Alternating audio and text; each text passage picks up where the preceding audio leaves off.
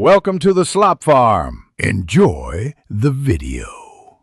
You start by cutting mobile data and turning Wi-Fi on so your device uses networks instead. First, check trusted networks and saved credentials. Once found, connect to your home router or a public hotspot. If you need a quick link, enable tethering on a second device or use WPS where available. Make sure location is on for network discovery and that you choose password-protected networks when possible. Once connected, test a simple page to confirm access before moving on to heavier tasks. Once connected and stable, shift to conserving bandwidth by downloading needed maps, articles, podcasts, or videos for offline use. This prevents relying on mobile data later. You also save pages in your browser and enable reader or offline mode so content loads from cache. Make sure apps that support offline messaging or Wi-Fi calling are set up and signed in.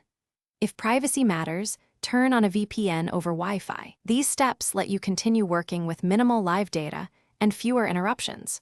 To lock out mobile data, enable airplane mode and then re-enable Wi-Fi so only networks are used. You remain offline to cellular. If a site won't load, restart Wi-Fi, forget the network and rejoin or clear the browser cache.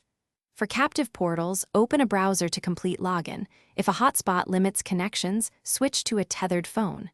Troubleshooting tip: if nothing connects, reboot the device and test another known Wi-Fi point to isolate device versus network issues. Thanks for watching.